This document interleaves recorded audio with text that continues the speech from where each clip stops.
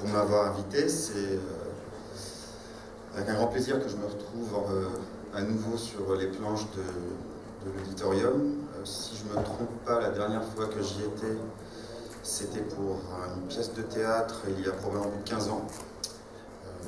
Et étant là devant un bureau surélevé, c'est bien parce que ça me renvoie à mon adolescence. Donc un contexte relativement différent de celui-ci.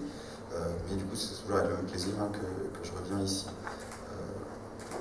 La conférence, l'invitation au départ qui m'a été faite, c'était pour présenter ce numéro collectif de la revue Gilles Arabe dont Marine a parlé, revue publiée par le CDH, que j'ai eu le plaisir de coordonner, et qui est paru il y a quelques mois sous le titre Alexandrie au quotidien, Everyday Alexandrias, et dont il sera en partie question ici. Mais en même temps, vu que c'était le fruit d'un travail collectif qui avait réuni 9 chercheuses et chercheurs, plus d'une vingtaine d'évaluatrices et évaluateurs externes, ça serait un peu déplacé de me l'approprier. C'est un travail que je n'ai fait que diriger finalement, et du coup, pour cette raison, mon intervention sera, disons, structurée autour de 2 axes assez inégaux. Le premier, ça sera un peu pour vous dire pourquoi et comment on en est venu à faire ce travail, pourquoi on a décidé de le construire ainsi, et on verra qu'en se posant ces questions, qui relèvent finalement de la méthodologie, de la manière dont on construit un travail de recherche collectif, on va discuter en fait en même temps de la situation alexandrine ces dernières années.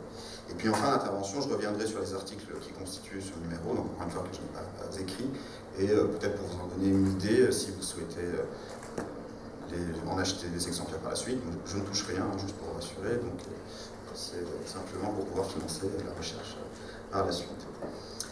Donc, pourquoi un numéro sur Alexandrie? Vous avez pu le voir dans la liste énumérée par Marine. Je travaille sur Alexandrie, je publie beaucoup là-dessus. Et évidemment, voilà, pourquoi faire un numéro sur Alexandrie? C'est aussi pour documenter la situation d'Alexandrie aujourd'hui. Vous savez qu'aujourd'hui, c'est une ville qui est beaucoup touchée par des destructions du bâti, des immeubles. C'est une ville historiquement connue pour son cosmopolitisme, pour toute sa présence étrangère, etc. Si, disons, sur ce genre de thème qui vous intéresse, vous allez être probablement un peu déçu par cette intervention, puisque l'idée de cette intervention, c'est justement de prendre le contre-pied de ces thèmes du cosmopolitisme, de la destruction du bâti, et ainsi de suite. Donc voilà, c'est un peu mon disclaimer avant de commencer. Justement, l'Alexandrie dont on va parler, ce sera plutôt celle-ci. Et vu qu'un peu l'idée du numéro, c'est de ne pas porter un jugement, comme c'est souvent le cas dans les discussions sur cette ville, sur l'état de la ville aujourd'hui, mais de parler de ce qu'est vraiment Alexandrie, de ce dont elle est faite aujourd'hui, des personnes qui y habitent, etc. Et je vais essayer de vous expliquer pourquoi. Alors, pour les Égyptiennes et les Égyptiens en général, mais pour les étrangers aussi, ça m'est arrivé en venant ici, dans le taxi où j'étais, la simple évocation de la ville d'Alexandrie renvoie rapidement à toute une série d'images, souvent positives, chaleureuses, qui renvoient à des expériences du passé, souvent des expériences estivales, la mer, la plage, tel vendeur de glace, etc. Donc c'est toujours assez sympathique. Mais évidemment, et c'est assez logique avec les images positives du passé, c'est que c'est souvent nostalgique, mélancolique. Combien de fois ne m'a-t-on pas dit ces dernières années, quand on apprenait que j'étais en train de faire ma thèse de doctorat sur ma ville d'origine, avec un regard appuyé et entendu de connivence, qu'Alexandrie, c'était plus comme avant, et que quelque chose a été perdu. Alors, pas de fumée sans feu, c'est sans doute en partie vrai. C'est une ville qui a beaucoup changé. Elle a changé par rapport au début du siècle, évidemment, mais aussi par rapport tout simplement à mon enfance, à mon adolescence. Le visage de la ville, sa morphologie, son espace urbain se sont très nettement transformés au cours des 30 dernières années, dernier tiers du XXe siècle, et puis au début du XXIe. Moi-même, j'ai grandi, par exemple, dans une rue d'un quartier historiquement mixte et cosmopolite de la ville, qui était peuplé de petits commerçants, et qui, dans les années 90 encore, était presque uniquement constitué d'immeubles de quelques étages construits au début du XXe siècle par des architectes grecs et italiens. Et aujourd'hui, cet immeuble où j'ai grandi fait figure de vestige du passé, isolé, esselé, et ayant perdu tous ses bâtiments voisins à la faveur d'immeubles pas très jolis, faisant 10, 12, 14 étages, construits souvent à la hâte. On en est presque, alors ce qui explique un peu peut-être que beaucoup des textes sur Alexandrie reprennent cette figure classique de la poésie arabe, le Buka al-Atlal, c'est-à-dire c'est quasi littéralement, là, c'est-à-dire que beaucoup des textes sur Alexandrie commencent par des lamentations sur les vestiges, des vieilles villas, des vieux jardins, etc. Un autre lieu commun assez central, quand on parle d'Alexandrie, c'est la question du départ des communautés étrangères dans les années 50 et 60, donc oups, pardon. J'ai raté ma petite blague de tout à l'heure. Quel dommage. Des années 50-60, l'expulsion des étrangers, donc pas seulement leur départ forcé. Avec cet événement, on serait entré dans la lente décadence de la ville, renforcée par l'exode rural et l'arrivée d'anciens paysans avec leurs us et coutumes qui auraient complètement transformé la ville. Je ne me retiens pas de vous raconter une petite anecdote qui s'est déroulée il y a quelques années. J'étais invité pour donner une conférence sur le droit à la ville, l'ouvrage Le droit à la ville d'Henri Lefebvre à Alexandrie, dans un centre culturel qui malheureusement n'existe plus maintenant. Quand, à la fin, pendant la question, un homme d'âge mûr, pensant sans doute trouver en moi un francophone qui habite et travaille à l'étranger, un allié de circonstance, s'était lancé dans un éloge funèbre de l'ancienne Alexandrie. Et il voulait essayer de trouver un exemple édifiant, selon lui, de cette décadence. Et il avait pris, c'était un exemple très précis, sans faire exprès, mais il était vraiment allé chercher quelque chose de très précis. Cet exemple des migrants du Delta qui étaient devenus profs d'université. Mais le malheureux ne savait pas qu'il décrivait en réalité ma trajectoire familiale, puisque c'était ce qui s'était passé. Donc à la fin, ça n'a pas très bien passé, puisque en fait, il venait de traiter ma famille d'être un peu la cause de la décadence d'Alexandrie, ce qui est toujours agréable dans une conférence. Donc je préempte déjà des questions de ce type si elles venaient à arriver. En tout état de cause, ce ressenti, beaucoup le partagent et autant le déplorent. Bref, il domine les imaginaires. Et c'est aussi cette domination qui en fait parfois un obstacle pour la recherche. Ce qui nous amène à un deuxième point, donc après juste dépasser le sens commun, c'est-à-dire les éléments dont on parle un peu tous les jours, c'était l'idée de rompre avec les prénotions et les habitudes de pensée. Donc là, on est déjà plus dans le langage des sciences sociales. Et notamment essayer de construire un objet et non plus juste de s'en tenir à ces imageries. Dans un ouvrage assez important d'un historien et anthropologue britannique, Timothy Mitchell, qui enseigne à l'Université de Columbia. Donc dans cet ouvrage, Rule of Experts, il explique, il souligne comment les champs d'études développent souvent des conventions pour introduire leurs objets. Des sortes de tropismes qui deviennent, si vous voulez, si évidents qu'on cesse de les questionner. Ils sont souvent adossés à des imageries poétiques. Et ces images convenues vont établir une relation complexe entre l'analyse et son objet, fournissant des cadres interprétatifs et faisant qu'on construit un peu l'objet toujours par rapport à ces cadres. Alors, je vous donne un exemple parce que ça peut paraître un peu abstrait. Mitchell développe cette réflexion dans son étude sur le développement en Égypte.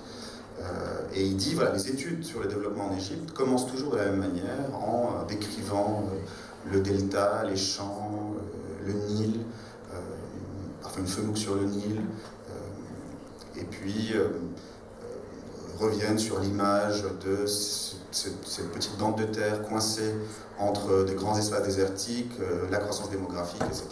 Et puis disons, cette image de départ serait celle à partir de laquelle on rentrerait dans le détail par la suite pour essayer d'expliquer quelle est la situation aujourd'hui du développement en Égypte. Ces réflexions de Mitchell, développées donc à partir de ses études sur le développement, fonctionnent assez bien, s'appliquent assez bien quand il est question d'Alexandrie. On pense tout de suite à la Corniche, à la mer, et c'était un débat, enfin une question qui s'était posée quand il avait fallu trouver une image pour représenter ce numéro et la mettre sur la couverture de la publication. Et puis moi, je ne voulais pas avoir ni la corniche, ni des beaux bâtiments de la corniche, je sais pas, ni un pêcheur, du poisson frit, etc. Et en fait, ça devient très compliqué de trouver une image qui veuille dire quoi que ce soit. Et en fait, à un moment donné, j'en étais presque, je voulais pas pousser l'art contemporain au plus loin possible et mettre en fait une photo du Caire qui ne ressemble, enfin, où on penserait que c'est Alexandrie, mais que c'était une photo d'ailleurs, ou de Beyrouth, pour essayer de jouer contre ça. Alors finalement, je ne suis pas allé aussi loin. Ça a donné la photo que vous avez vue au début du photographe alexandrin Michel Assad. Mais voilà, c'était une question qui se posait vraiment. Et disons, ce problème en fait de ces imageries poétiques, et là on peut même prendre poétique dans le sens du terme, donc en général quelque chose un peu qui relève un peu de lyrisme, mais aussi lié aux producteurs, aux poètes eux-mêmes, est très forte à Alexandrie. Et je vais prendre un exemple, une autre anecdote, alors celle que j'ai foirée tout à l'heure en avançant sur les slides. C'était il y a à peu près 10 ans, je suis à Paris avec un très bon ami franco-marocain et un ami à lui que je ne connais pas à l'époque, qui est un traducteur de poésie britannique d'une cinquantaine d'années.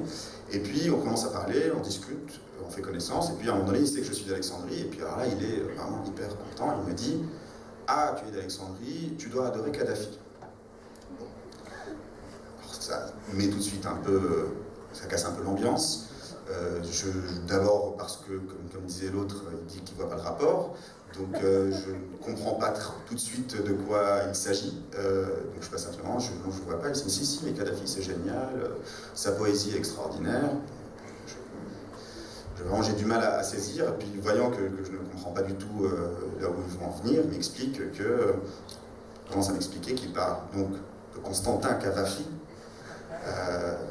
le plus grand poète alexandrin selon lui, et puis quand même me regarde de haut en bas pour m'expliquer que je ne dois pas être un vrai alexandrin si je ne connais pas le plus grand poète d'Alexandrie, qui est Constantin Cavafy, dont je n'avais jamais entendu parler jusqu'à ce jour-là. Donc j'étais quand même en train de faire un master à Paris, j'avais fait des études, je n'avais jamais entendu parler de ce bonhomme. J'étais aussi un peu énervé qu'un Britannique de 50 ans qui n'était jamais venu en Égypte me dise ce qu'était le poète alexandrin le plus important et que je ne devais pas être un vrai alexandrin si je ne le connaissais pas. Et en fait, très rapidement, cette petite anecdote elle souligne quelque chose, et ce qui s'est avéré par la suite être un point important, c'était que ces habitudes de pensée, ces prénotions sont aussi communes dans les discours construits, académiques, journalistiques, que dans les discours ordinaires sur la ville. C'est-à-dire qu'il y avait toujours une référence à cette Alexandrie mythifiée, historique, l'Alexandrie du guide de Forster, l'Alexandrie de Laurence Durel. Personnellement, enfin je ne sais pas si vous avez déjà lu Laurence Durel, bon, c'est un peu comme le Capital, quoi. Voilà, c'est pas très facile à lire. Moi je n'adore pas en tout cas, mais tous ces éléments ce sont des choses dont j'ai entendu parler une fois que j'étais en Europe. Jamais quand j'étais à Alexandrie, je n'avais entendu parler de ces choses-là. Et du coup, ces éléments très centraux devenaient en fait aussi des manières d'introduire la question, enfin quand on étudie Alexandrie, d'introduire ces textes, et qui restreignaient finalement ce qu'on pouvait étudier en Alexandrie, parce que c'était toujours en lien, les textes sur Alexandrie étaient toujours en lien avec, en quelque sorte, avec ces thématiques. Je m'en suis surtout aperçu au début de mes recherches pour ma thèse, quand je me suis attelé à recenser les travaux portant sur Alexandrie pour faire ce qu'on appelle dans la thèse l'état de la littérature. Et en fait, j'ai été assez vite frappé par... j'avais une sorte d'inconfort à la lecture de ces travaux, parce que j'avais, disons de manière simultanée, une sensation de trop-plein quand il était question d'Alexandrie, et aussi d'un espace de vide sidéral sur cette ville, en termes de production académique. Donc tout d'abord, un trop-plein, parce que en fait, quand on travaille sur Alexandrie, moi je ne pouvais pas dire, comme on adore le faire quand on est chercheur, surtout jeune chercheur, qu'il n'y avait rien sur Alexandrie. J'aurais bien aimé pouvoir dire ça, mais en fait il y avait beaucoup de choses sur Alexandrie, ce n'était pas le problème. Il suffit de mettre le mot-clé Alexandrie sur Google Scholar, sur des bases de données de recherche, on s'apercevait assez vite qu'il y avait de nombreux articles, ouvrages en anglais, en français, en arabe, qui prenaient pour objet la deuxième ville d'Égypte. Rien que des choses qui ont été faites autour d'ici, au CDH et ailleurs, il y avait des références historiques majeures, comme l'ouvrage, la référence de Robert Hilbert. voilà, qui reste encore aujourd'hui la référence incontournable quand on parle de l'histoire d'Alexandrie. Un collectif autre, Alexandria Reimagined, qui est aussi un collectif qui embrasse l'histoire d'Alexandrie de l'Antiquité à nos jours, parce que voilà, aussi l'histoire d'Alexandrie elle est longue, il y a plusieurs époques, donc on retrouve ça aussi. Donc là, vous aurez autant sur la période hellénistique que sur le 19e siècle des travaux là-dessus. Donc vous avez beaucoup de travaux de ce point de vue-là. Et si on prend un exemple, alors là qui va paraître, enfin voilà, un peu être très descriptif, parce que ça permet de voir aussi qu'est-ce qu'on retrouve quand on cherche sur Alexandrie, dans le portail principal qui disons, regroupe les articles scientifiques académiques en France, le Cairn. Si on met le mot-clé Alexandrie, alors c'est une recherche que j'avais menée au moment, il y a quelques années, donc maintenant ça a dû un peu changer, rien qu'avec ce numéro, disons, donc, qui est faite avant la publication de ce numéro. On avait 4511 résultats, donc occurrences pour le mot Le Caire, et 3509 pour Alexandrie, différence somme toute assez négligeable. Hein. Vu les tailles relatives des deux villes, c'était tout à fait respectable, disons, comme résultat. Mais si on fait un premier tri, ça permet de spécifier certains de ces tropismes que j'évoquais, hein, puisque pour le Caire, la catégorie la plus importante dans les résultats, c'est-à-dire 1685 articles, était pour la science politique, suivie de près par l'histoire et par la sociologie, donc plutôt si on prend la science politique, la sociologie, des travaux sur le contemporain, mais aussi des travaux d'histoire. Alors que pour le cas alexandrin, ça s'est inversé et un nouvel acteur apparaissait, qui peut paraître bizarre. C'est-à-dire qu'on avait l'histoire en première Alexandrie, 1428 occurrences, qui renvoie du coup à tous les travaux sur l'histoire antique et l'histoire aussi du 19e siècle Alexandrie. Et puis, suivi de la philosophie en deuxième place, avec 1 millier d'occurrences. C'est un peu étonnant, c'est-à-dire pourquoi la philosophie, et puis on retrouvait beaucoup d'éléments parce qu'il y a toute une école de philosophie antique, l'école d'Alexandrie, hein, qui avait fait dire à Michel Foucault qu'Alexandrie est la place de naissance de l'Occident, notre place de naissance, on veut dire, de la civilisation occidentale, de la pensée occidentale. C'est génial qu'on trouve une phrase comme ça chez Foucault, mais bon. Donc voilà, il y a cet élément. Donc vous avez 1 millier d'articles de philosophie avec l'occurrence Alexandrie. Et à part ça, on trouve après ensuite un tout petit peu d'articles de sciences politiques et de sociologie. Pour vous être encore plus concret, quand on regarde la science politique et la sociologie, sur les 100 premiers résultats sur les 900 qui apparaissent, donc c'est-à-dire, vous savez, c'est un algorithme fait par pertinence, donc plus Alexandrie revient dans le texte, mieux ça sera classé. Sur les 100 premiers, à savoir donc les plus intéressants, seuls 7 articles portent vraiment sur la cité méditerranéenne, c'est-à-dire ne contiennent pas juste le mot Alexandrie, mais ils contiennent au moins un paragraphe qui parle d'Alexandrie. 7 articles. Si j'enlève les miens, il n'y en a plus que 4. Ce qui fait que, et si on regarde après 2000, si on enlève les textes publiés après 2011, il n'en reste plus que 2, dont un seul intégralement sur Alexandrie avec un terrain, l'autre n'étant juste qu'une espèce d'un texte d'une page qui dit que la bibliothèque d'Alexandrie vient d'ouvrir. Donc sur le portail principal en langue française, il y a un article avant 2011 qui porte sur Alexandrie. C'est pas beaucoup. Donc d'abord un trop-plein, celui que j'ai décrit, mais en fait qui laisse rapidement une sensation de vide sidéral dès qu'on ne s'intéresse plus à l'histoire d'Alexandrie, voire à l'histoire non mythifiée d'Alexandrie, ou alors à l'Alexandrie contemporaine.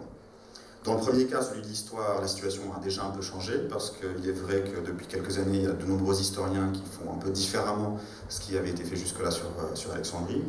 Par exemple, l'historien égyptien Khaled Fahmy soulignait déjà il y a une dizaine d'années qu'il fallait produire une histoire sociale de la ville qui mettrait la population locale et arabophone au centre de l'étude, parce que cette population constituait 80% de la population générale, mais finalement la littérature historiographique a généralement eu tendance à plutôt se focaliser sur l'élite européenne, donc les 20%. Donc, Khaled Fahmy disait qu'une histoire qui oublierait 80% de la population d'une ville serait nécessairement une histoire qui rate quelque chose, qui manque quelque chose d'assez important.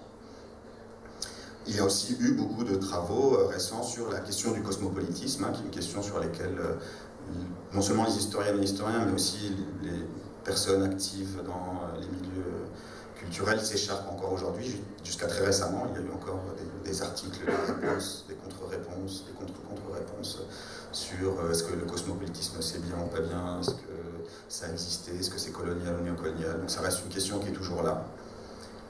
Donc du point de vue de l'histoire, on a, disons, ce changement qui est important.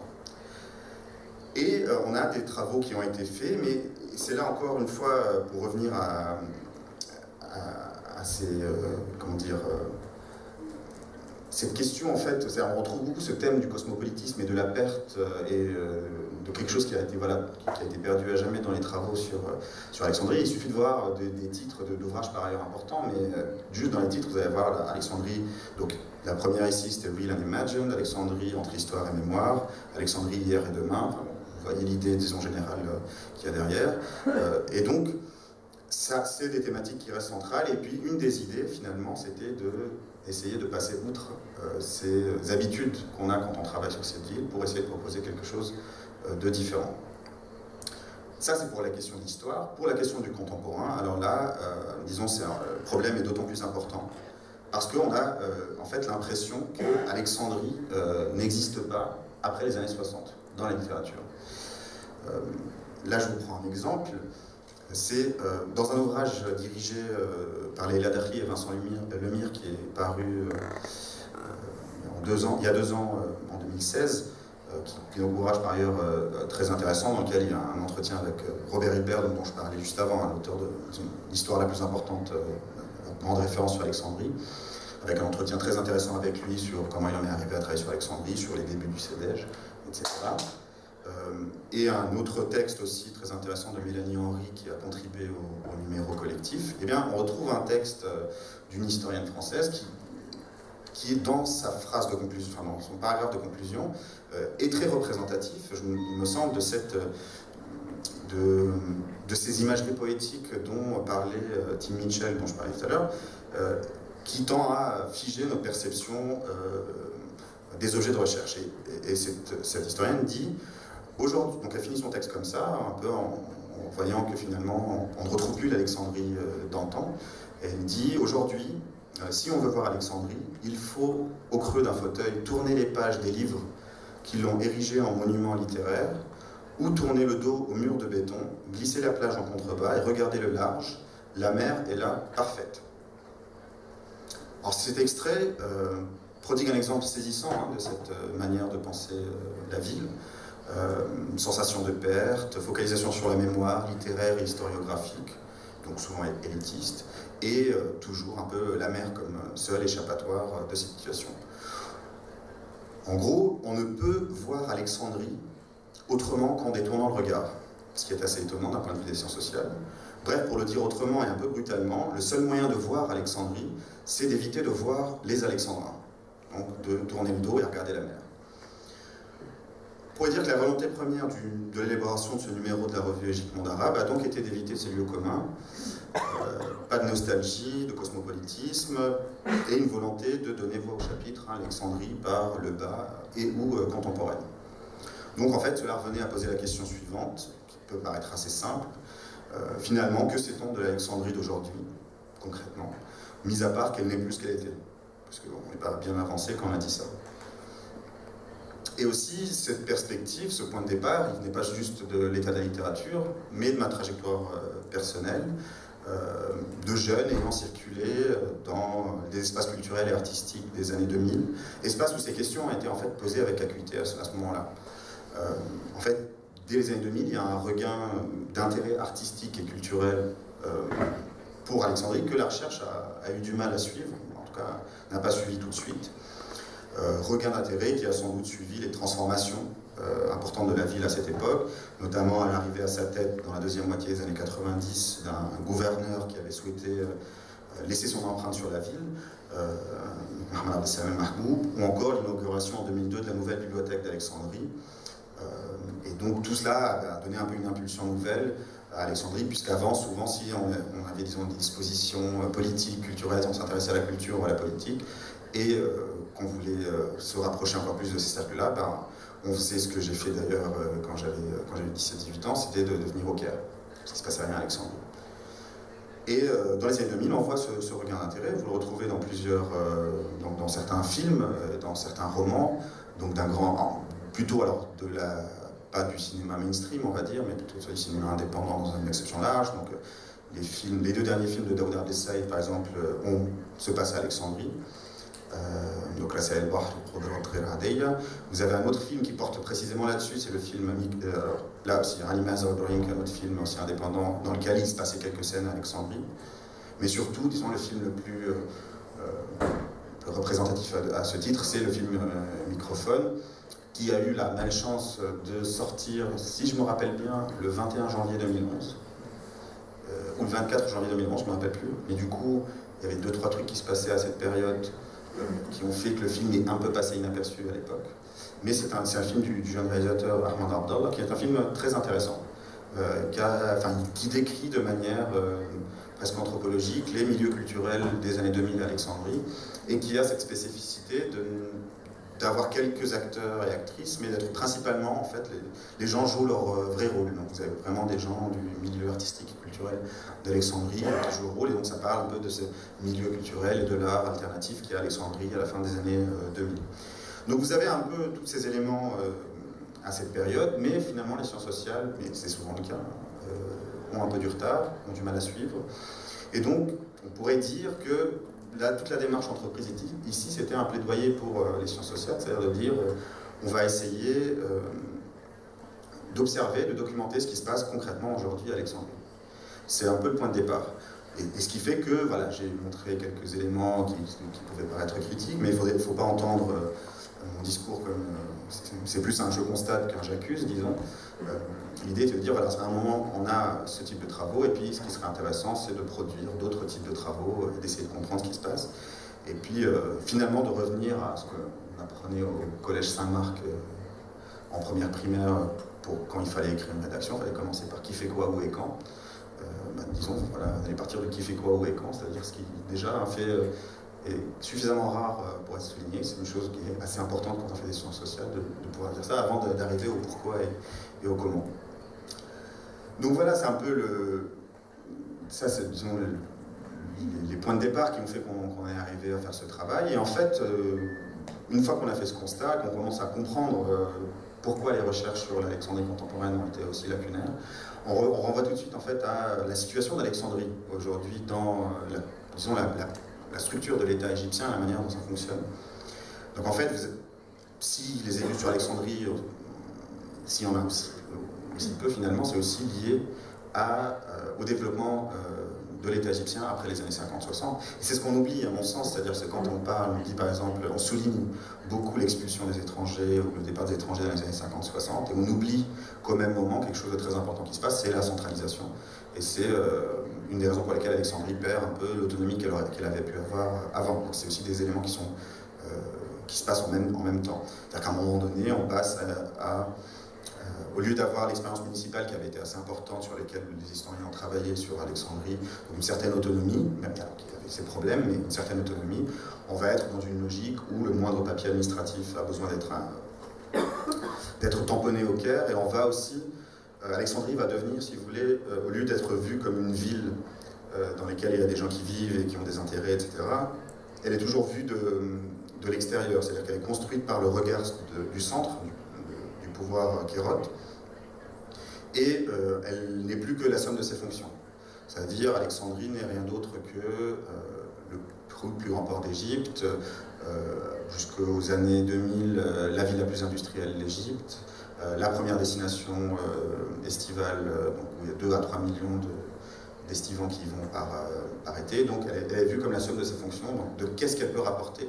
Et les investissements, quand on pisse les investissements dans les années 70, 80, 90, ils sont toujours dans cette logique de qu'est-ce que ça peut apporter à l'Égypte, donc à la construction de l'Égypte en tant qu'État-nation, qu'est-ce que cette ville peut apporter, et c'est dans ce sens-là qu'on va faire les investissements, et non pas en se disant qu'il y a des intérêts spécifiques pour les gens qui habitent dans cette ville, etc. Donc ça va être une dynamique très importante qui se met en place. Pour le dire, comme Éric Denis, qui est une des rares personnes à avoir écrit un texte déjà ancien, il date de 97, très empirique, très construit sur Alexandrie, il disait dans un texte un peu plus récent que les villes de province égyptiennes n'existent pas. C'est-à-dire qu'il y a le Caire, et puis ensuite il y a les autres villes, mais il n'y a pas cette logique de ville de province avec son histoire, sa culture. Et puis justement, il soulignait qu'Alexandrie pourrait être l'exception à la règle, mais qu'elle était ankylosée dans cette histoire mythifiée, finalement assez lointaine de ses besoins réels de sa population. Donc cette réalité sociale, qui est celle d'une centralisation au Caire, qui est très réelle, d'une marginalisation par rapport au centre. Alors, je parle d'Alexandrie là, qui est relativement bien lotie, ce serait bien pire si on parlait d'autres villes de province du sud du Sinaï.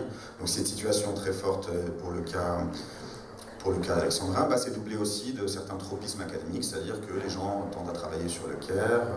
Je dis les gens, mais moi, mon premier sujet de thèse et mon mémoire de master était sur le Caire, donc je m'inclus dans les gens, pas de problème. Mais on considère que si on travaille sur la politique égyptienne, on travaille sur Alexandrie. Si on travaille sur l'économie égyptienne, on travaille sur le Caire, pardon. C'est-à-dire que la politique égale le Caire, l'économie égale le Caire. Vu que c'est centralisé, on part du principe que c'est au Caire que ça se passe. Comme par hasard, d'ailleurs, je présente d'abord ce numéro au Caire et ensuite Alexandrie. Comme quoi, rien ne change. Mais bon, voilà, c'est plutôt un hasard de calendrier, il faut dire la vérité. Et donc voilà, vous avez ce piste. Il y a, on aurait pu croire, alors ça a eu des effets, mais l'avènement de la révolution égyptienne en 2011, en fait, renforçait parfois cet effet de centralisation, parce que la fascination qu'il y a eu pour le Caire, pour la place Tahrir, a fait qu'on a principalement regardé le centre, qu'on a beaucoup regardé ce qui se passait littéralement, il y avait beaucoup de caméras au Caire. Et donc il y a eu un effet de renforcement presque de cette dynamique, mais du coup aussi l'événement a été remobilisé par les Alexandrins, par les milieux culturels, par les milieux politiques, et ça va être, disons, les années 2011, 2012, 2013, où il va y avoir une importante effervescence dans cette ville, par l'émergence de centres culturels autonomes, enfin gérés de manière autonome, par l'émergence de tout un nouvel espace en fait politique qui n'existait pas vraiment avant ça. C'est des choses sur lesquelles j'ai travaillé dans ma thèse. Du coup, en fait, si on regarde aujourd'hui ce qu'on a sur Alexandrie, c'est très peu de choses comme travaux. À ce titre, vraiment, il faudrait citer le nom de Samuli Shilke, qui est un anthropologue finlandais, qui est un des rares, peut-être l'un des seuls à travailler vraiment sur Alexandrie, à avoir fait un très bon livre paru en 2015, qui est une étude ethnographique de cette ville, et qui a contribué au numéro collectif que je vais finir par présenter. Et donc, voilà, lui, c'est une des rares personnes qui a beaucoup travaillé là-dessus. Mais en fait, c'est surtout, on retrouve dans des initiatives locales, comme je disais, qui sont nées après 2011-2012, comme... alors, malheureusement, je crois que ça n'existe plus. Le site ne fonctionnait plus, et je crois qu'ils ont eu quelques soucis récemment de financement. Et c'était le Tarabah qui était imprimé et sur Internet, et qui était... Alors, Talabah, l'expression, c'est la phrase qui finit toujours les annonces de location d'appartements à Alexandrie, puisque le Graal, c'est que Talabah, elle voit la mer. L'appartement voit la mer. Alors, dans un sens très large, quand même, voit la mer, parce que s'il y a un petit carré et on voit une petite tache bleue au fond, c'est quand même voit la mer, mais du coup, il faut pouvoir le mettre à la fin d'une annonce. Donc, ils avaient repris de manière un peu ironique ce titre, et c'était une revue dans laquelle des textes, alors autant de personnes actives dans les milieux culturels d'Alexandrie, que d'historiens, que par exemple Samuli Shilke, dont je parlais à l'instant, avaient écrit des textes sur ce support, et qui était un espace où il se passait des choses très intéressantes quand on voulait savoir ce qui se passait à Alexandrie aujourd'hui. C'est un peu une chose, malheureusement. J'espère que ça va renaître prochainement, mais c'était la situation. Et du coup, de tout cela, là où je veux en venir, c'est pourquoi est-ce qu'on a fait ça. On aurait pu ne rien faire. C'est que s'il y a un renouveau un peu sur les études d'Alexandrie, c'est effectivement pour suivre un peu ce qui s'est passé dans l'espace culturel, dans les productions culturelles, et aussi du fait d'initiatives locales comme celle de Tarabah, comme l'existence d'un groupe comme Alexandria Scholars en ligne, ou comme toutes ces initiatives en fait où les gens, d'espaces spécifiques pour cette ville, où les gens parlent, où en fait il y a des débats sur la situation d'Alexandrie aujourd'hui, et ce qu'elle est vraiment, et ne pas rester enfermé en fait dans les vieux débats sur l'histoire d'Alexandrie, est-ce que c'était mieux avant, est-ce que c'est mieux maintenant, etc. Donc voilà, le point Le point de départ, c'est le point d'arrivée de tout cela, qui est le point de départ du numéro, qui est le titre de l'introduction aussi, c'est de banaliser Alexandrie, c'est-à-dire d'en faire un objet de recherche comme un autre et de partir du principe qu'il faut étudier ce qui se passe et qu'il faut nous dire qui fait quoi, où et quand. Et donc, la condition qui avait été posée pour ce numéro, c'est-à-dire l'appel à communication a été fait très large, toute discipline était bienvenue, toute discipline académique, il y avait une seule condition, il fallait qu'il y ait un travail empirique derrière. Donc il fallait qu'il y ait quelles que soient les données, que ce soit des archives, des entretiens, des vidéos, des photos, etc., c'était accepté, mais il fallait qu'il y ait juste quelque chose de concret, et non plus juste une discussion, et j'ai reçu des propositions qui relevaient de la discussion quasi théologique sur le cosmopolitisme, ou sur les communautés étrangères, etc. Et c'est des choses qu'on a mis de côté parce que l'idée c'était vraiment d'avoir ce travail fait concrètement sur des sources. C'est-à-dire que l'idée étant que quand on finit de lire ce numéro, on apprend quelque chose sur Alexandrie. Sur quelques thèmes que ce soit sur la musique Alexandrie, que ce soit sur le militantisme estudiantin, que ce soit sur le mouvement ouvrier alexandrin, etc. Dans une perspective historique, dans le très contemporain, on apprenne quelque chose de concret sur cette ville. Donc, l'idée qu'il y a derrière, c'est de problématiser finalement des questions de l'actualité, alors pas l'actualité au sens des informations, mais des questions qui se posent aujourd'hui, de les problématiser, non plus être juste dans le discours normatif. Et je vais prendre un exemple, alors qui n'est pas nécessairement traité dans le numéro, mais qui peut me montrer un peu comment ça fonctionne. C'est-à-dire, voilà, si vous prenez la question de l'habitat et de la question de l'héritage de bâtiments, qui est une question très centrale dans les débats sur Alexandrie, alors on s'aperçoit que, en fait, c'est pas une nouveauté, si on peut dire. Si vous prenez le rapport général de planification d'Alexandrie qui est publié en janvier 84, donc qui était en fait en 84 un rapport fait à l'époque commandité par le gouverneur d'Alexandrie, qui était lui-même à l'époque un professeur d'architecture à l'université d'Alexandrie. C'était une des premières fois que le gouverneur était lui-même un Alexandrin, ça n'arrivait pas souvent. Et on essayait d'imaginer Alexandrie en 2005, comment serait la situation, qu'est-ce qu'il faudrait faire. Et dans les toutes premières pages, on parle tout de suite alors l'expression utilisée, alors normalement sur PowerPoint ça s'agrandissait, mais là je suis sur LibreOffice donc ça ne s'agrandit pas, je suis désolé, mais du coup on parlait tout de suite de Al-Numo al-Umrani al-Mutrad, donc il y avait la question de l'étalement urbain incontrôlé, ou l'explosion urbaine incontrôlée, et l'explosion démographique, et c'était un des grands défis. Et dans la même ligne, déjà dans ce rapport, on disait que cette explosion démographique aurait probablement pour effet d'effacer l'identité de la ville, une identité cosmopolite très particulière. Donc vous avez tous ces éléments dont je vous parlais qui sont toujours mis en introduction, donc ils sont un peu dans les phrases du début. Donc ça c'est vraiment l'introduction, hein, c'est les premières pages. Et donc c'était déjà un problème qui était posé en 85. Si vous prenez après des journaux de l'époque, alors là vous avez l'enfer à Alexandrie, s'appelle, ça parle un ensemble de lotissements, un ensemble d'habitations dans un quartier proche des usines. Ça, c'est un article du journal El Wafd en 93.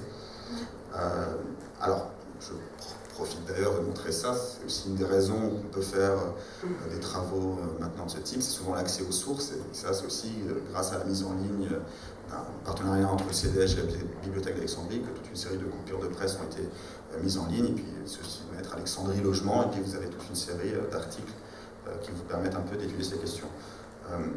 Ici, 80, alors là aussi l'autre thématique très centrale à Alexandrie qui est liée, donc logement, habitation, héritage, mais aussi la fameuse question des rachwaïettes, des quartiers populaires, des quartiers informels, et des problèmes que ça cause. Dans les années 90, le lien entre quartiers populaires et terrorisme est un thème très présent dans les journaux. Donc là, vous avez un autre exemple des problèmes des rachwaïettes en expliquant que quasiment 40% de la population alexandrine vivrait dans ces quartiers. Donc là, c'est un article de l'Aheli de 94. Donc, déjà, années 80, années 90, c'est des questions très présentes. Encore une fois, les immeubles d'Alexandrie. Là, on est dans El-Badil 2008. Donc, vous avez, en fait, dès qu'on donne un peu une profondeur historique à ces thématiques-là, on voit que c'est des questions qui existent déjà, qui sont déjà très présentes, qui font déjà l'objet de débats, et qui en fait tout de suite aussi ouvre, au lieu de dire, permettent de voir en creux que c'est aussi des objets de lutte entre différents acteurs de la ville, des entrepreneurs, des personnes qui se mobilisent pour défendre l'héritage, que du coup aussi le travail des sciences sociales, c'est de décrire un peu ces différentes luttes autour de cet objet, et non pas simplement disons, de prendre parti en disant c'est bien de défendre ou c'est pas bien de défendre. Par exemple, plus récemment, et à mon avis c'est aussi une des conséquences indirectes du mouvement révolutionnaire de 2011, c'est-à-dire aussi que les gens s'engagent, mais pas nécessairement politiquement, mais s'engagent aussi dans leur spécialité professionnelle, dans leurs intérêts, engagent les énergies un peu révolutionnaires.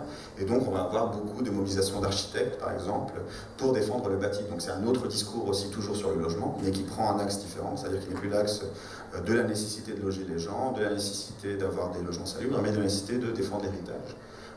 Encore une fois, l'idée n'est pas de dire qu'un discours est plus légitime que l'autre, mais de dire que c'est coexiste.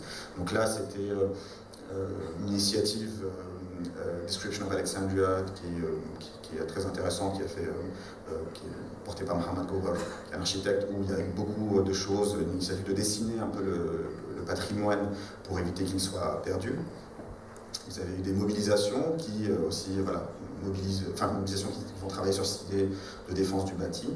Et là, je prends un exemple. Alors, c'est un quartier historique d'Alexandrie qui s'appelle Tabi el-Bahari, sur lequel il y avait eu un problème dans les années 2000, et les milieux artistiques s'étaient pas mal mobilisés. Alors justement, les milieux artistiques sur lesquels j'avais écrit par ailleurs, mais qui sont aussi de ces milieux de la culture, qui se mobilisent dans les années 2000 autour des thématiques de la ville et de construire, reconstruire ou réinventer une identité spécifique qui s'opposerait au Caire, vont se mobiliser pour défendre ce quartier. Donc là, tout ça c'est pour montrer qu'à partir d'un thème qui est celui de l'habitat, du bâti, du logement, etc., en fait, vous allez avoir des interventions d'acteurs très différents à différents moments pour essayer de défendre des points de vue. Et en fait, c'est des informations sur tout cela qui manquent généralement pour un peu comprendre quels sont les acteurs, qu'est-ce qu'ils défendent, etc. Et donc, c'est un peu en ce sens-là que la démarche de ce travail, l'idée derrière le numéro, c'était de dire on va produire un peu ces données dans une perspective de compréhension et d'explication.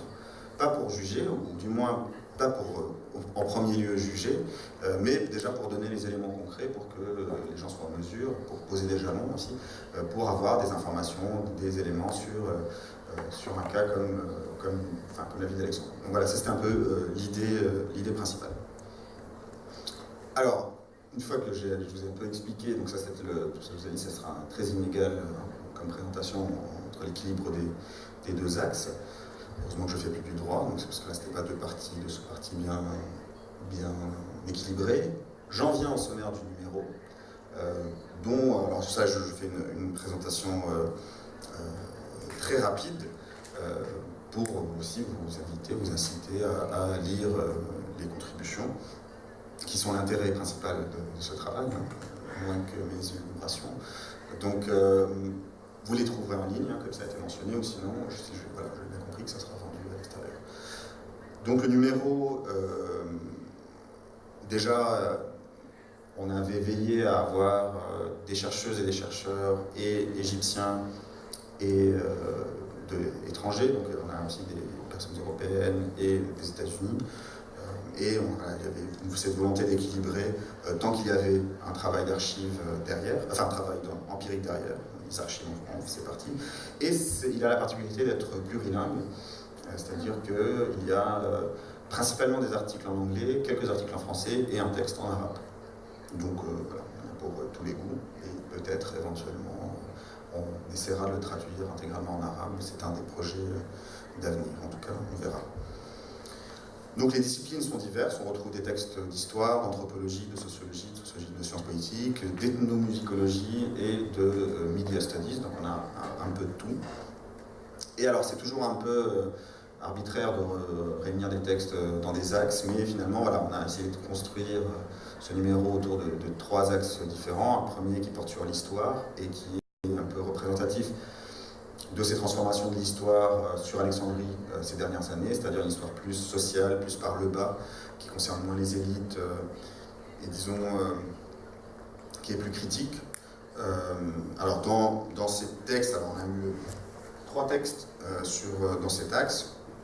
Le premier texte d'une historienne américaine, égypto-américaine il me semble, avec un nom comme ça, probablement égyptienne, Nefertiti Taqla, qui est donc dans cette histoire sociale, et c'est un texte tout à fait passionnant tiré de sa thèse, qui est basé sur les archives policières locales du début de l'entre-deux-guerres à Alexandrie, et qui travaille en fait, qui relie les transformations macro-sociales, économiques liées à la Grande Guerre, et donc qui touche la ville pendant la période de l'entre-deux-guerres, à l'émergence de réseaux locaux de proxénétisme. Et en fait, ces transformations ont forcé un nombre de travailleuses indépendantes du sexe à être intégrées dans des réseaux de trafic ou à risquer la mort. Et donc en fait c'est un travail qui relie disons, l'économie politique à des trajectoires, en étant basé sur les notes des commissariats de l'époque, donc un travail d'histoire sociale qui peut paraître assez classique d'un point de vue de l'histoire sociale, mais qui est très intéressant, il me semble, pour le cas d'Alexandrie. Le deuxième texte de Mélanie Henry, qui est en partie un travail lié à sa thèse, est une sorte de présentation du récit du mouvement ouvrier à Alexandrie. On connaît bien le mouvement ouvrier égyptien en général, mais le mouvement ouvrier à Alexandrie, jusqu'aux années 50, est assez connu, mais un peu moins par la suite, et via la figure d'une personne qu'elle a rencontrée, qui est Fath Allah Mahlouz, qui est un ouvrier autodidacte, militant, historique en fait, de la gauche égyptienne, sur qui une personne qui est dans la salle a fait un film documentaire, je ne le vois pas. Mais donc c'est un portrait de cet individu, de ce militant, et à travers ce portrait raconte une tranche d'histoire, qui est l'histoire du communisme égyptien et des différentes luttes de ces personnes qui a été active dès les années 40, donc ses premières arrestations aux années 40, je pense, dans le militantisme anticolonial, et est décédé en 2016, donc voilà, c'est quelqu'un qui a une longue vie militante qui est restituée dans ce texte.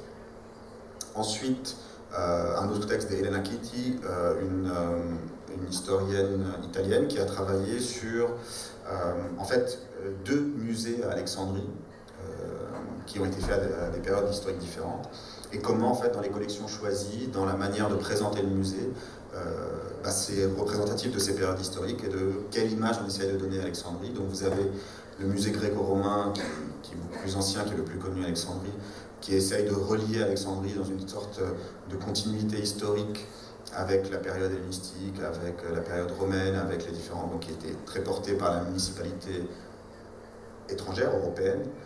Et puis l'autre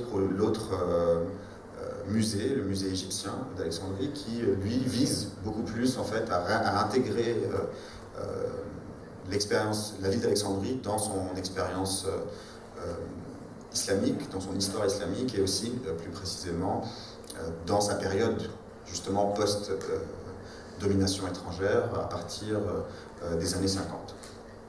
Et donc qui est sur la base de notes, de visites, des programmes, des dépliants, etc., de la manière dont on construit le musée, restitue c'est ce qu'elle appelle ces conflicting histories of Alexandria. Deuxième partie, elle revient sur les dynamiques contemporaines. On y retrouvera alors un article justement sur ces fameuses communautés étrangères, certaines de ce qui reste de ces fameuses communautés étrangères, notamment les chrétiens, les minorités chrétiennes non coptes d'Alexandrie, les maronites, les grecs catholiques, les grecs orthodoxes, un peu toutes ces minorités qui sont à Alexandrie, qui sont généralement du Levant, à la fin du 19e, début du 20e, et sur en fait comment elles se vivent ces communautés, donc à partir aussi d'une enquête qualitative. Donc il y a quand même 2 anthropologues finlandais qui ont travaillé sur Alexandrie. Je savais qu'il y avait 2 anthropologues finlandais, 2 sur Alexandrie. Si je ne me trompe pas, son nom se Bård Kortvedt. Voilà. Texte très intéressant aussi, puisque, encore une fois, face à un débat qu'on aura toujours un peu surplombant sur ces communautés, là on a concrètement qu'est-ce que ça va dire aujourd'hui d'être quelqu'un qui est issu de ces communautés et comment on le vit dans sa vie quotidienne. Farah Ramzi, qui elle a travaillé sur le militantisme politique, elle a travaillé notamment sur le militantisme étudiant, et sur qu'est-ce que ça voulait dire d'être un militant venant de province quand on arrive au Caire pour militer dans le contexte post-2011. Alors déjà, je ne sais pas si, pour certains d'entre vous n'êtes pas du Caire, on découvre qu'on a un accent quand on arrive au Caire. Moi, j'ai découvert que j'avais un accent mon premier jour à l'université du Caire, je ne savais pas que j'avais un accent. On prononce les verbes différemment. J'ai dit nasalt et tout le monde a rigolé. On dit ah, tu viens d'Alexandrie, c'est drôle. Bon. Voilà. Ça fait aussi partie des constructions identitaires, puisque se découvrant étranger, les gens en font une identité aussi à remobiliser. C'est comme ça, on devient militant alexandrin en arrivant au Caire, comme on devient militant de la cause arabe dans les années 60 en arrivant à Paris. C'est un peu des classiques. Et donc ce travail porte un peu là-dessus. Un travail de l'ethnomusicologue Darcy Sprengel, qui est une chercheuse américaine qui a travaillé, qui a suivi pendant très longtemps les milieux de l'art contemporain. Donc j'avais mentionné ceux qui apparaissent dans le film Microphone, donc a consacré sa thèse à ça, et qui travaille sur qu'est-ce que ça veut dire d'être musicien alternatif, évoluant dans ces milieux aujourd'hui, et les discussions sur l'authenticité de la musique arabe face à tout ce qui est apporté de l'étranger, etc. Donc vous avez là aussi une description très vivante de ces milieux des années 2000, enfin, du début de 2011, 2010-2011 jusqu'à cette période, c'est-à-dire un moment où il y a une grosse effervescence de ces espaces, puis une forme de déclin qui va suivre 2013, 2014, 2015, avec beaucoup de départs à l'étranger ou des gens qui s'installent au Caire. Un dernier axe, celui sur le quotidien, alors qui est un axe un peu composite, on va dire.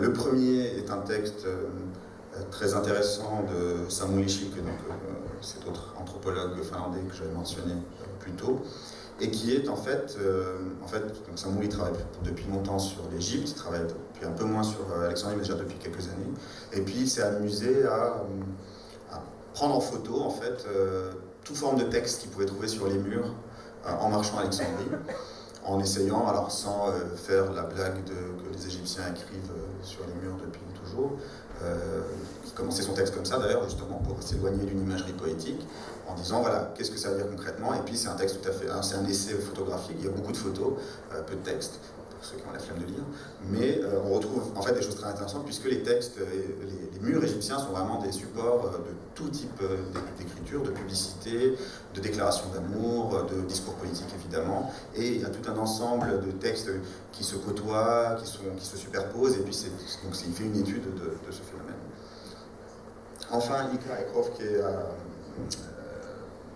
qui enseigne la sociologie à l'université américaine du Caire, a fait un travail, elle travaille sur les milieux de la culture plutôt au Caire, mais là elle fait un travail un peu expérimental sur l'accès aux produits de soins, aux produits d'hygiène féminine, comme on dit, et sur la difficulté d'avoir accès à certains produits liés à la régulation de la sexualité, et comment est-ce que ça pouvait poser des problèmes au moment, donc c'est produit en 2016 ce texte, au moment où la dévaluation, donc 2016-2017, au moment où la dévaluation de la livre égyptienne fait augmenter les prix de ces choses, enfin de tous ces produits, et du coup comment en fait dans différents quartiers d'Alexandrie, des femmes s'organisent pour pouvoir acheter ces choses-là, pour pouvoir essayer de contourner les stigmates sociaux qui peuvent exister dans les pharmacies, et ainsi de suite. Donc un texte aussi expérimental qui est accompagné d'une série de photos qui avait été prise aussi à ce moment-là.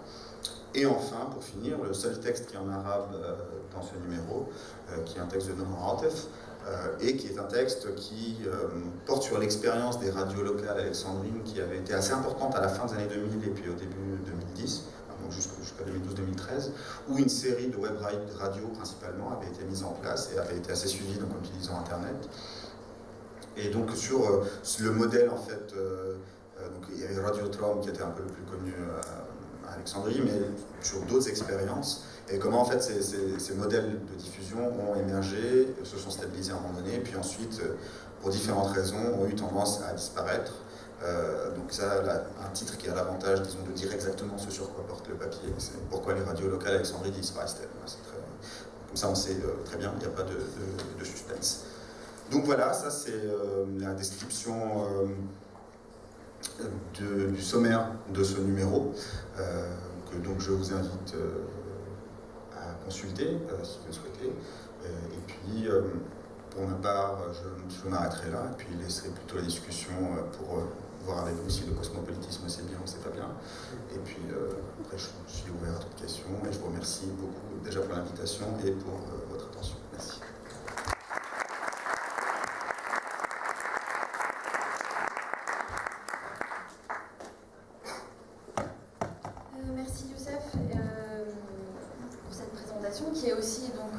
seulement une invitation à lire ce numéro, de cette livraison d'Égypte Mondara, mais aussi à initier des nouveaux chantiers de recherche sur la deuxième ville d'Égypte.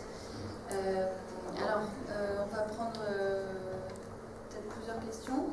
Tu préfères qu'on prenne une question On peut prendre plusieurs questions.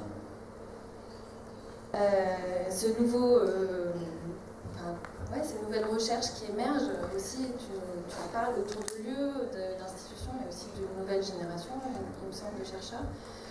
Est-ce qu'il y a aussi quand même de nouveaux tropismes aussi sur Alexandrie, qui sont liés peut-être à un regard disciplinaire, mais pas uniquement, peut-être aussi, je sais pas, des nouveaux tropismes ou des nouveaux angles morts.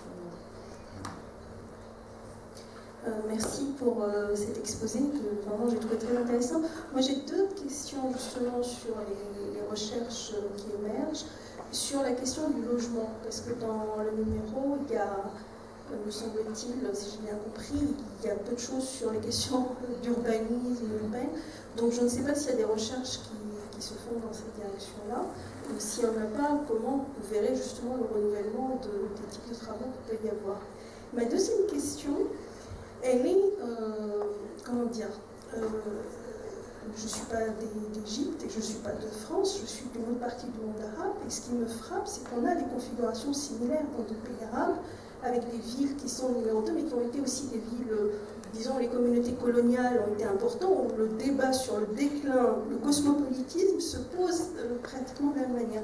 Donc est-ce que vous avez en perspective éventuellement de faire des comparaisons sur ces questions de représentation du passé colonial, pour le dire, et de sa présence dans notre présent, dans des formes, disons, qui prend des formes différentes. Non, mais ça, j'ai pas de doute. C'est la dimension juste comparative que cette présence, c'est-à-dire que la décolonisation des esprits, pour le dire, pour reprendre un langage postcolonial, est très très loin d'être faite, mais c'est surtout la dimension comparative, moi, qui me semblerait, que ce soit avec Tunis ou en Algérie, Oran et Alger. Je pensais vraiment à ça. Oran et Alexandrie ont l'air de ressemblance, il y a vraiment quelque chose de tout à fait similaire. Aden aussi, si je peux me permettre. Tu veux répondre à mon question ? Oui. Ouais. Oui, bonjour, je voudrais rebondir sur ce que vous venez de dire et puis surtout vous remercier pour ce numéro. Et Youssef, tu parlais des conditions justement de production de toute cette recherche sur les noms capitales.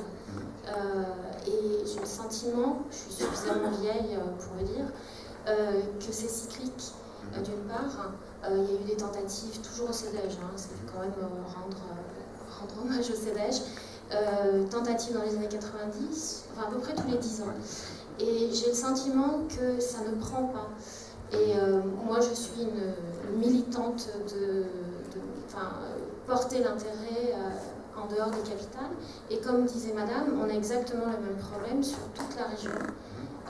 Quand on va en Amérique latine, quand on regarde sur d'autres zones dans le monde, il n'y a pas forcément ce tropisme de s'intéresser seulement à la capitale ou de voir ou de penser les sciences sociales et la production en sciences sociales à partir de la capitale.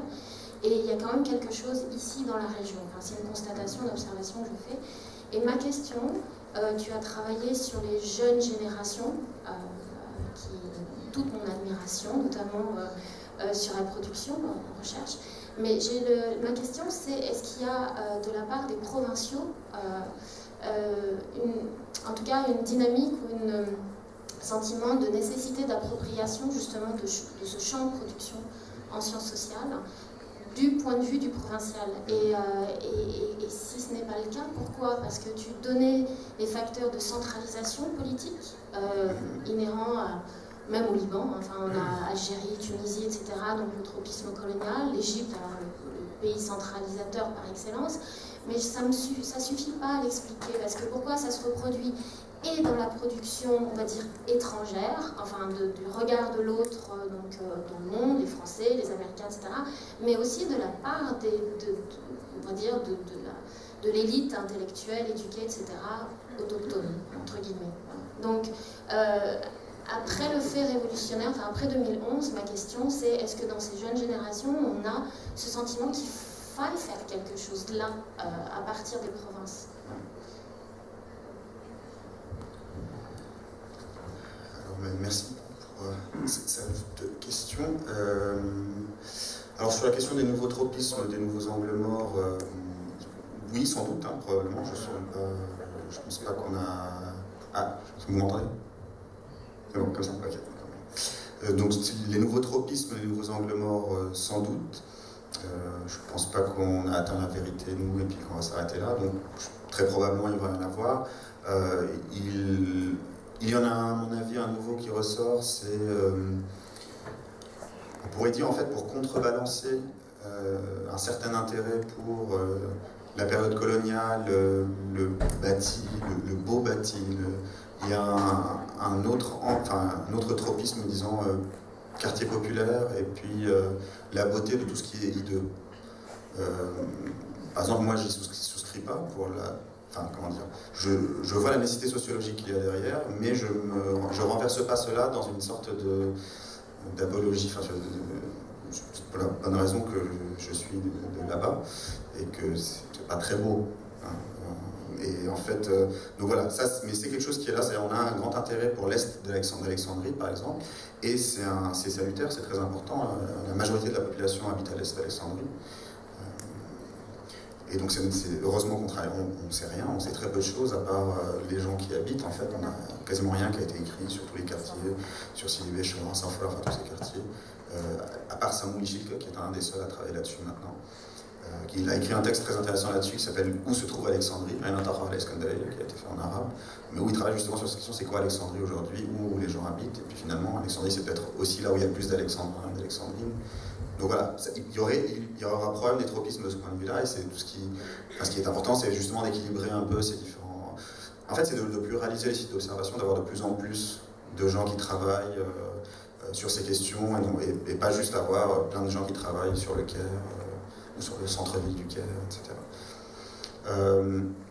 Alors concernant le logement et l'urbain, effectivement, ça n'est pas dans le numéro. C'est une question sur laquelle j'ai un petit peu travaillé dans la thèse.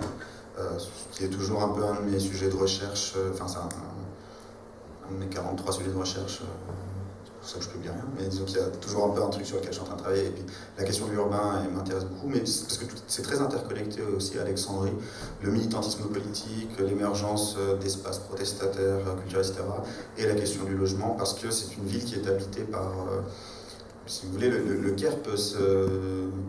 Alors il ne faudrait pas, mais le Caire il peut s'étendre à l'infini, quasiment. Il y a de l'espace. Alexandrie a un problème historique, elle a un site très particulier, d'un point de vue géographique et topographique, et c'est une bande de terre de 4 km sur 40 km, qui est, il y a la mer en face, l'ennemi derrière, mais la mer en face, et puis les marécages derrière, les terres agricoles à l'est, et les usines à l'ouest. Ça ne peut pas s'étaler à l'infini. Et du coup, comme on a des quartiers très peu densément peuplés avec des vieux immeubles de 3 étages, la solution, il n'y a pas 36 solutions, là vraiment, c'est de démolir et de construire à la place.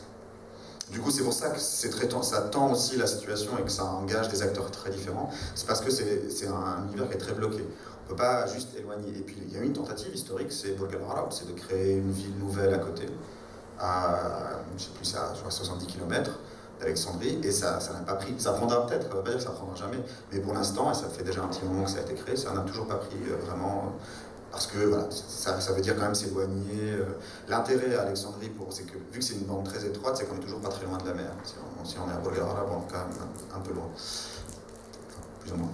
Et du coup, ça fait que toutes ces thématiques sont très liées, l'urbain est lié au reste. Du coup, j'en traite un peu dans ma thèse, mais c'est vrai que c'est une question sur laquelle j'ai un peu travaillé sur la question de la défense de l'héritage, justement sur la mobilisation de défense de l'héritage.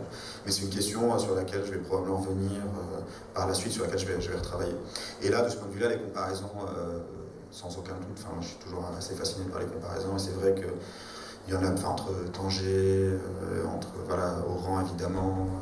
Il y a toujours un peu ces Paris-Marseille, il y a toujours un peu ces duos de villes qui sont très intéressantes à étudier. Et vu que là maintenant, dans le projet postdoctoral dans lequel je suis, donc Marine avait mentionné, c'est un projet comparatiste sur plusieurs pays arabes, clairement il y aura un peu cette volonté de comparer différents cas. Alors sur...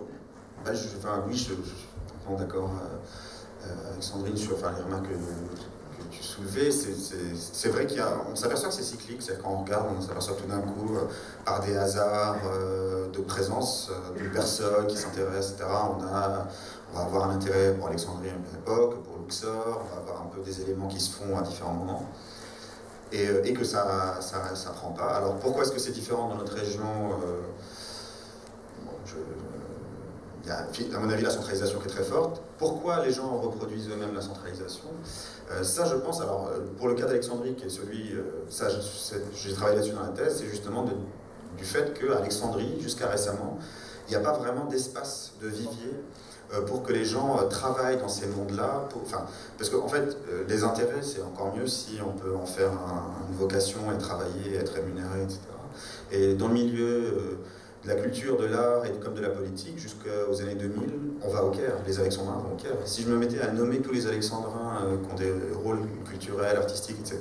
au Caire, j'aimerais toute une grande liste. Donc, en fait, jusqu'à une certaine époque, les gens partent. La faculté de sciences politiques, elle est au Caire. La faculté de journalisme, de langue étrangère, il y a plein de facultés qui sont au Caire. Donc on part, on s'installe et on travaille au Caire. Et beaucoup d'Alexandrins s'exilent de cette manière. Et du coup, ça joue en fait parce qu'ils sont juste plus là-bas. Dans les années 2000, ça change un peu. Avec la bibliothèque Alexandrie, avec plusieurs dynamiques, il y a un milieu qui se crée. Et je pense que l'événement, le moment léotien, joue beaucoup en ça parce qu'il y a une volonté de distinction, et une des manières de se distinguer, c'est par le local. Donc, Alexandrie est une des premières villes révolutionnaires, c'est une ville qui a un peu une aura pendant les années 2011, 2012, 2013. Dans l'art aussi, c'est-à-dire qu'à un moment donné, pour être un artiste sérieux, il faut aller jouer à Alexandrie parce que Alexandrie c'est moins commercial, c'est plus indépendant, etc. Et du coup, il y a quelque chose qui se crée à ce moment-là, et là ça pourrait être un autre tropisme, c'est de pousser l'exagération, d'être vraiment dans une spécificité, une alexandrinité, de mettre en scène tout un discours très fort sur le fait qu'Alexandrie c'est une ville différente. Il faut passer quelques heures sur Facebook pour voir des Kairotes et des Alexandrins s'écharper pour qu'est-ce qui est pire. Le Caire est pire, on le sait, mais voilà, c'est la vérité, mais voilà, après on peut voir qu'il y a différentes prises de position là-dessus. Mais donc ça, c'est vrai que c'est une dynamique qui a de plus en plus ça, et je pense que de plus en plus, dans ces milieux intellectuels, culturels alexandrins, il y a une véritable volonté, une volonté qu'on retrouve en fait dans les travaux postcoloniaux, c'est-à-dire presque comme si le Caire c'était c'est l'impérialisme du Caire, quoi. C'est de se positionner par le fait que les discours, alors, évidemment d'étrangers c'est pas super, mais encore moins que ce soit en fait le centre qui écrit sur la périphérie, quelle qu'elle soit, que du coup d'avoir vraiment cette volonté d'écrire de l'intérieur, etc., de savoir réapproprier aussi les outils d'écriture pour le faire. Donc ça, Tarabach, c'était vraiment aussi cette dynamique qui était dedans. D'avoir quelque chose qui était tenu au centre culturel Il Cabine de Gaudran, qui n'existe malheureusement plus vraiment maintenant, mais il y avait cette volonté de créer quelque chose d'authentiquement alexandrin, si on peut dire, mais sachant qu'authentiquement alexandrin, ça ne veut pas dire grand-chose non plus, parce que c'est aussi des gens qui viennent de toutes les extrémités, mais d'être justement plus inclusif que ça avait pu l'être, qui pu être une Alexandrie du centre-ville, élitiste, européenne, historique, etc. Donc ça, c'est une dynamique, à mon avis, qui est de plus en plus présente. Et au départ, moi, une des raisons pour lesquelles j'avais eu...